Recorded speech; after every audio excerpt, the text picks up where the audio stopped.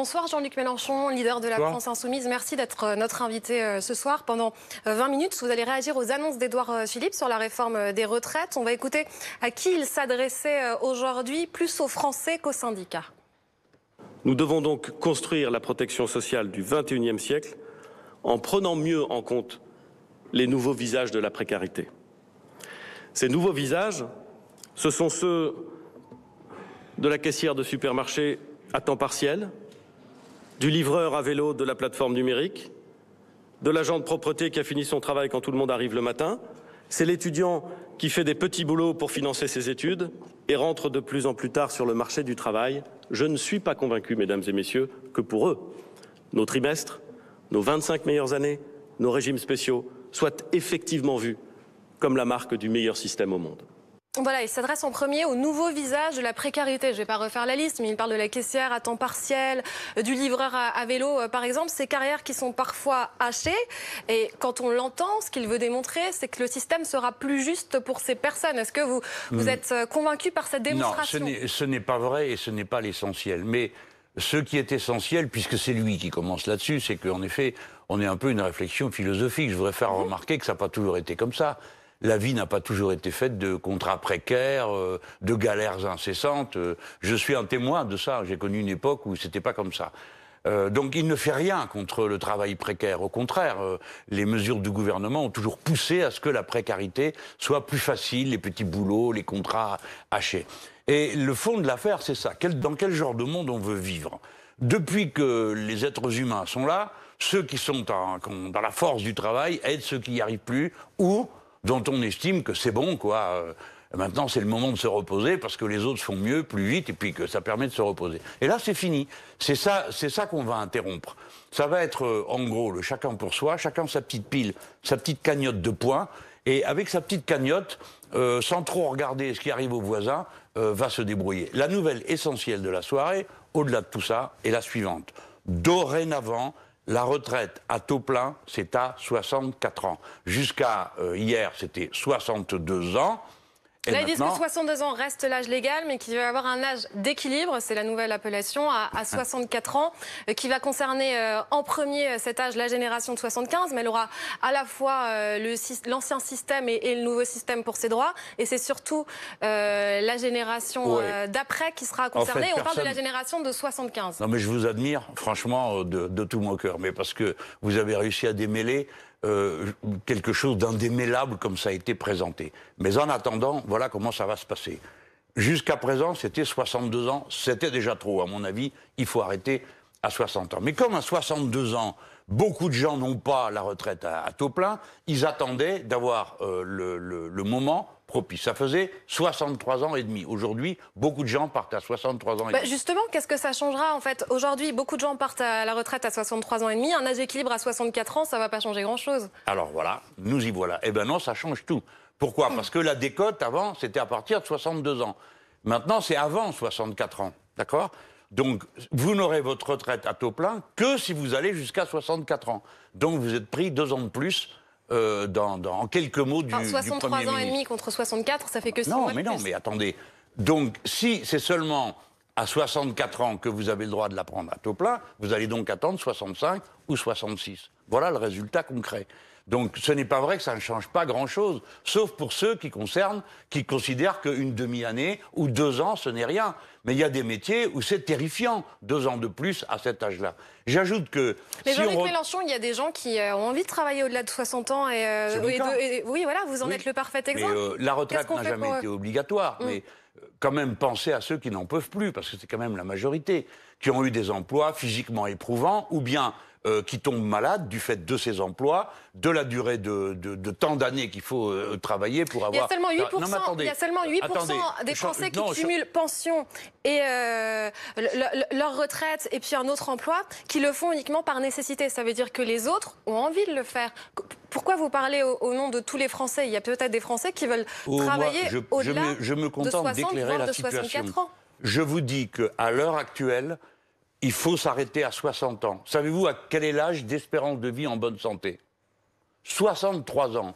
À 64 ans, on part, c'est-à-dire un an après la moyenne de l'espérance de vie en bonne santé. Heureusement pour nous, il y a des gens qui sont en bonne santé. Maintenant, elle est de 20 ans. À partir du moment où on prend la retraite, cette espérance de vie, elle est de 20 ans. Vous et moi, elle était de 5 ans avant, elle est de 20 ans maintenant. Vous et moi, nous sommes au chaud, nous avons un travail qui fait travailler notre cerveau, ça nous prend beaucoup, on a du stress. Mais ça va, quoi. Physiquement, nous ne sommes pas épuisés. Mais mettez-vous à la place de tous ces métiers où le corps est sollicité d'une manière absolument incroyable.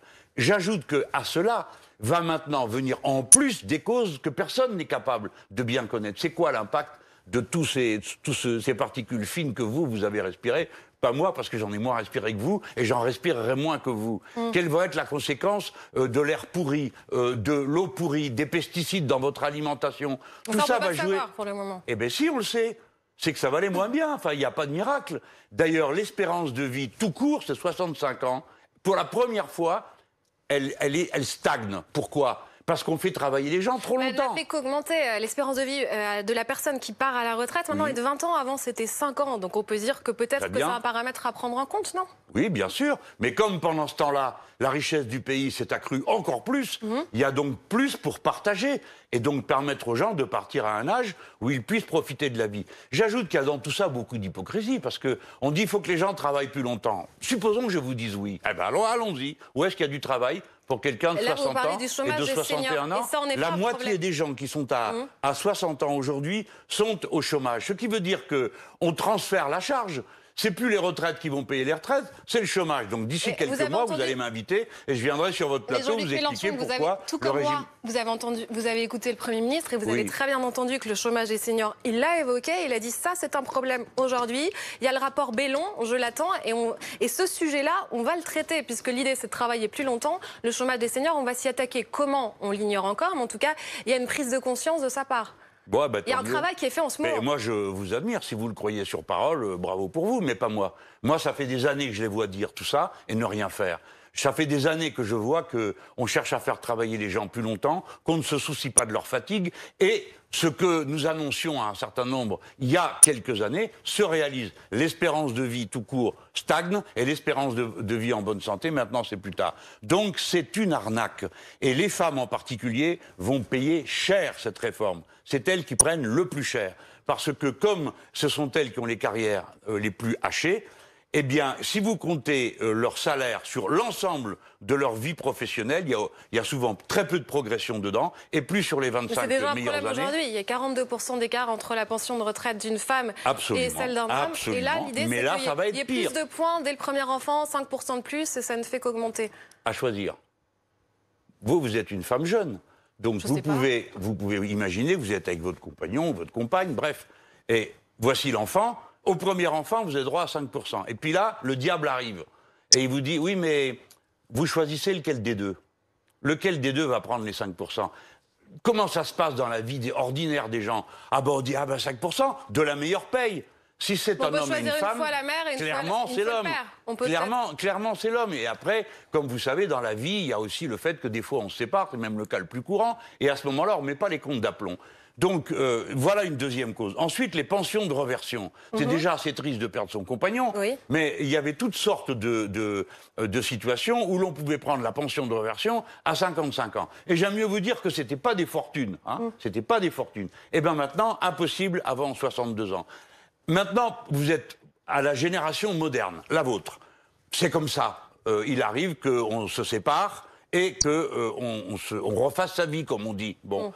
Quand on refait sa vie, et après elle termine comme tout le monde, hein. C'est-à-dire qu'à un moment donné, on arrive à l'âge des pensions de reversion.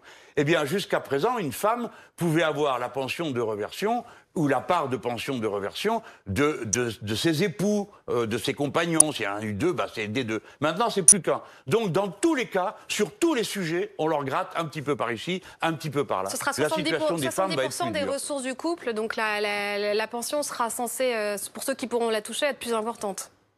La pension garantie de reversion. Oui, enfin, 70%, c'est déjà le cas. Alors, par conséquent, ça ne change rien.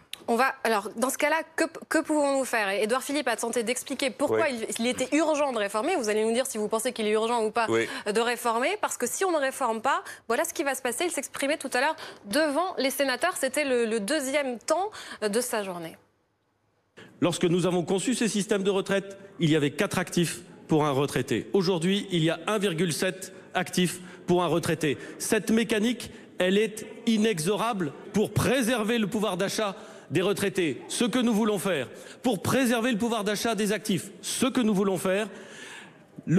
L'élément d'équilibre ne soit pas la valeur du point, mais c'est vrai, la capacité qu'auront nos concitoyens progressivement à travailler un peu plus. Ne pas régler ces sujets, c'est s'exposer à une vérité cruelle. La perte de pouvoir d'achat massive des retraités, la perte de pouvoir d'achat massive des actifs. Voilà, ce qui nous attend, dit-il, c'est une perte de pouvoir d'achat à la fois des retraités ou encore des actifs, parce qu'on rappelle voilà, qu'avec le système par répartition, les actifs d'aujourd'hui payent les retraites de maintenant, voilà. Et c'est un pacte entre générations. Les actifs d'aujourd'hui, quand ils seront retraités, eux aussi... Alors, et on peut faire deux objections immédiates, parce que c'est assez simple à comprendre. Pendant la période désignée, il y a moins d'actifs par rapport aux inactifs. Mais la quantité de richesse produite par ces actifs est infiniment supérieure à ce décalage. Par conséquent, si vous prenez l'économie comme un tout, vous voyez bien que la part de ce qu'il est possible de répartir est plus grande. Oui, mais vous prenez l'économie comme un tout. Attendez, regardez les ressources pour les retraites. Ne vous inquiétez pas, je vais répondre à tout. Bon, ça veut dire que si on change la façon avec laquelle cette richesse est répartie, on y arrive. Qu'est-ce que ça veut dire? Si au lieu d'augmenter les dividendes, les retraites chapeau des très riches dont on ne parle pas, on augmentait les salaires, on peut augmenter les cotisations sans que ce soit spoliateur pour le salarié. C'est-à-dire, là, le salaire augmente de ça et la cotise augmente de ça. Et tout le monde est gagnant, le retraité et le salarié. Savez-vous que un point d'augmentation, écoutez-moi, un point d'augmentation du salaire, c'est 2,5 milliards. Hein. Il y en a des sous dans ce pays, vous inquiétez pas. Par conséquent, ça c'est un faux argument. Moi, ma fiche de paye, c'est pas l'État qui la signe, c'est aux employeurs d'augmenter les salaires. Donc comment vous allez faire? Il faut que les employeurs répartissent différemment la richesse qui est produite. L'employeur, moi je ne parle pas de votre chef de rédaction, oui. Je parle du propriétaire de cette chaîne et de la manière avec laquelle lui répartit les sous qui rentrent entre les actionnaires et les salariés. Aujourd'hui, la proportion, c'est 70-30. Ça va, il y a de la marge. 30 pour un tout petit nombre et 70 pour tous les autres. Et encore, on est dans une répartition qui n'est pas trop mauvaise. En réalité, on est à 60-40 aujourd'hui. Donc, il y a de la marge, il y a des sous. Vous n'êtes pas surprise qu'alors qu'il prétend supprimer les retraites, les régimes spéciaux, il en retire certains, il en rajoute d'autres. Enfin, on ne sait plus où on en est. Mais pourquoi il ne parle pas des retraites chapeau? Vous savez, ces retraites qui sont données aux super dirigeants, qui ne foutent plus rien. C'était déjà des parasites avant, mais ça continue après. Après, on les paye, on les paye, on les paye. Pourquoi on ne supprime pas ça? Pourquoi on ne les met pas à contribution? Il y a une annonce d'Édouard Philippe, justement, pour les plus hauts revenus. On va réécouter vraiment les mots précis d'Édouard Philippe pour que vous puissiez bien y réagir. Ça, c'est une mauvaise nouvelle pour les éditorialistes. Pas pour moi. Jusqu'aux 120 000 euros de revenus annuels, tout le monde cotisera au même taux pour s'ouvrir des droits dans la limite de ce montant. Et au-delà de ce montant, les plus riches paieront une cotisation de solidarité plus élevée qu'aujourd'hui, qui financera non pas des droits supplémentaires pour eux, mais des mesures de solidarité pour tout le monde. Donc les plus hauts revenus qui participeront davantage au régime de solidarité. Ça pourrait être une mesure Mélenchon, ça? Ça va vous surprendre, mais non. Pour qu'un système fonctionne, il faut qu'il soit vraiment universel. C'est-à-dire qu'il faut que tout le monde y trouve son compte. Qu'est-ce qui va se passer là? Au-delà d'une certaine somme, c'est-à-dire 10 000 euros bruts par mois. Bon, c'est une belle somme, hein, on ne va pas dire le contraire. Eh bien, si celui ou celle qui a cette somme veut maintenir son pouvoir d'achat à la retraite, c'est-à-dire dans 20 ans, dans 30 ans, etc., il faut que maintenant, ils mettent des sous dans un fonds de pension. C'est ça le but de l'opération. C'est pousser les gens. C'est pas dit comme ça. Allez au... c'est la vérité, c'est ce qui va se passer. Mais c'est pas dit comme ça. On est toujours dans un système par répartition, pas par capitalisation. Écoutez-moi, mais vous n'avez pas fait attention à ce que je dis. Au-delà, dire celui qui veut maintenir son revenu, il ne peut plus aller au régime général, il ne va pas le demander, il sait déjà ce que ça va être. Donc, s'il veut maintenir un revenu qui corresponde à son salaire, il va falloir qu'il aille au fonds de pension pour aller cotiser, pour avoir le supplément qu'il espère. Alors, M. Macron, qui est malin, a fait voter dans une loi précédente que toutes les cotisations de ces gens-là, ils les retireront de leurs impôts. Autrement dit, c'est tous les autres qui vont payer à leur place. Donc, leurs cotisations seront retirées des impôts, et quand arrivera la pension, hein, alors là, deuxième miracle, à 70%, il n'y aura pas d'impôt dessus. C'est donc une incitation à aller au fonds de pension et un privilège de plus. Alors on vous le présente en vous disant « Ah ben vous voyez, en plus, ils vont donner des sous pour les autres. » Déjà, ils ne vont pas être très contents de faire ça. Mais c'est pas vrai. Ce qui compte, c'est le résultat. Mais la vérité, c'est que c'est très mauvais, madame. Je vais vous dire pourquoi. Parce que pour payer ces cotisations, il ne faut pas vous figurer que c'est des petites cotises, hein. Il faut cotiser beaucoup pour avoir du supplément. C'est donc maintenant qu'ils vont avoir moins d'argent. Et c'est donc maintenant qu'ils vont moins consommer. Et c'est donc maintenant que ça va nuire à l'économie dès que la mesure s'applique. Voilà pourquoi il ne faut jamais se laisser attraper comme des mouches par les jolies cuillères. Hein. Vous proposez quoi, en fait? Donc vous dites qu'il faudrait que chacun augmente les salaires, mais au-delà de ça, quel est le système que vous proposez? Moi, la retraite par répartition, 40 annuités, on s'arrête à 60 ans. Il n'y a pas une seule pension inférieure au seuil de pauvreté et personne, quand il a une retraite complète, ne touche moins que le SMIC. On l'a dit tout à l'heure, c'est injuste pour les femmes, 42% d'écart entre les pensions des femmes et des hommes. Comment vous financez votre système et comment vous changez les injustices? Et je sais le financer, alors je peux vous donner plein de solutions. Par exemple, payer les femmes comme les hommes et vous aurez assez de cotisations. On en revient toujours au salaire. Eh bien oui, si vous payez les femmes comme les hommes, vous aurez donc des cotisations supplémentaires et le régime sera d'équilibre. Ensuite, je vous ai dit, augmenter les salaires. Enfin, écoutez, on peut quand même augmenter les salaires dans un pays qui se flatte d'avoir le plus grand nombre de millionnaires de toute l'Europe et qui distribue chaque année des sommes dans les dividendes absolument incroyables. On en prend une partie, on donne nos salaires. Votre système par répartition, on part à la retraite à 60 ans, vous le financez comment? C'est ce que je viens de vous dire, il me semblait, je recommence. Vous dites que ça passe uniquement par les salaires, augmenter les salaires? Mais c'est qu'est-ce que le salaire? C'est une part de la richesse produite. Il faut arrêter de rêver, il faut être dans le réel. Dans le réel, les gens produisent, et puis on répartit ce qu'ils ont produit. Et on répartit aujourd'hui moins du côté du travail que du côté du capital. Je ne suis pas en train de vous dire qu'on va priver le capital d'absolument tout revenu. Je pourrais.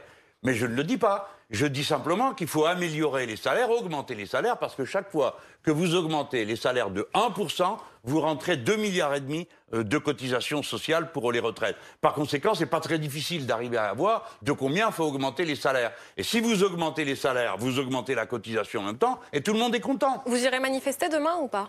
Ah oui, bien sûr. C'est ma place, hein. Je suis élu de député.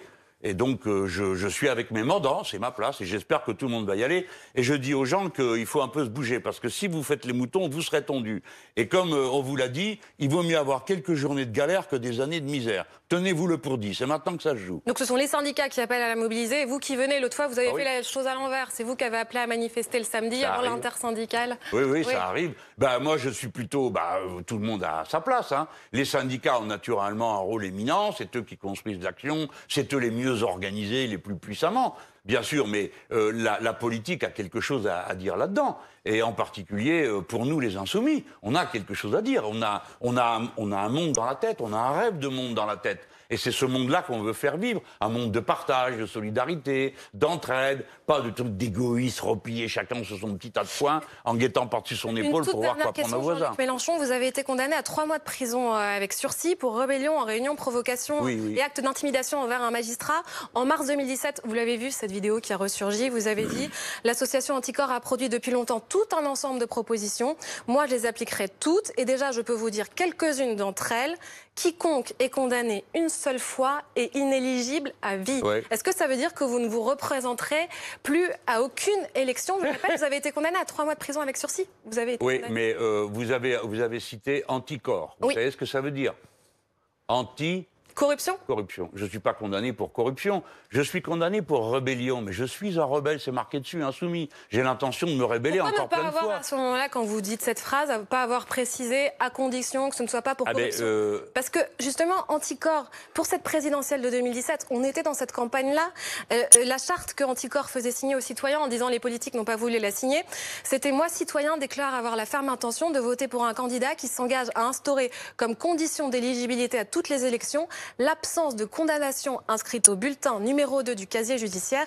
Donc il n'est pas question uniquement des condamnations par corruption, mais de toutes les condamnations. Eh bien, je ne démissionnerai pas, je n'ai pas prévu de le faire. Je ne pensais pas que j'allais participer à une émission où on allait parler de ce sujet. Non, mais j'aurais préparé d'autres arguments. Parce que je pourrais vous dire que ma condamnation est une infamie politique, que c'est une honte qu'on ait donné tout cet argent à des gens qui ont eu des arrêts de travail parce que j'ai parlé trop fort. D'accord, des policiers qui ont 7 jours d'arrêt de travail parce que quelqu'un crie. et j'ai crié que ma personne était sacrée, ce qui est vrai, parce que c'est comme ça. Vous ne faites depuis... pas appel de cette décision, donc mais vous ne la remettez pas appel. en compte.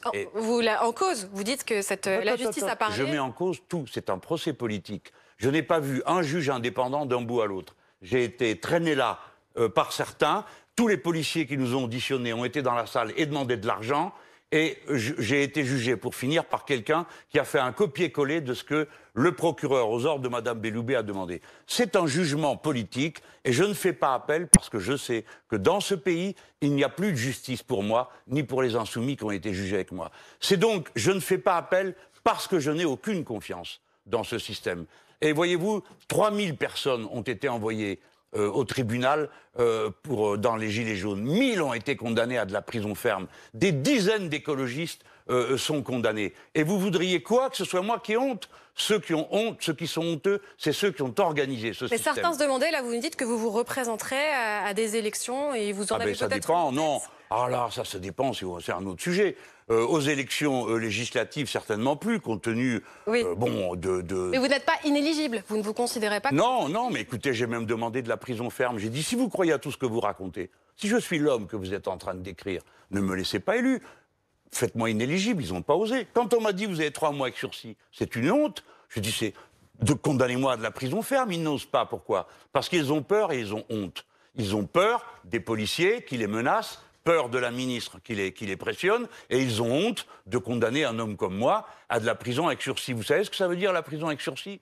Si dans les 5 prochaines années, je me rébelle de nouveau, je pourrais être envoyé en prison. Ça veut dire qu'il se passe la patate chaude Mélenchon de l'un à l'autre. Le procureur dit « Ah, je voudrais le condamner à sursis ». L'autre dit « Oui, on le condamne à sursis ». Au suivant, je me rebellerai autant de fois qu'il le faudra. Si vous êtes condamné à la prison ferme bientôt, ça ne vous empêchera pas de vous représenter devant les citoyens. Je ne sais pas de quoi vous me parlez, donc je reviendrai vous en parler quand il y aura une élection et que j'y serai candidat ou pas. Les citoyens, malgré cette condamnation, vous continuerez à vous représenter devant les citoyens pour tel ou tel suffrage. Ah ben écoutez, là nous avons les élections municipales, ça ne sera pas le cas. Ensuite il y a les élections cantonales, ça ne sera pas le cas.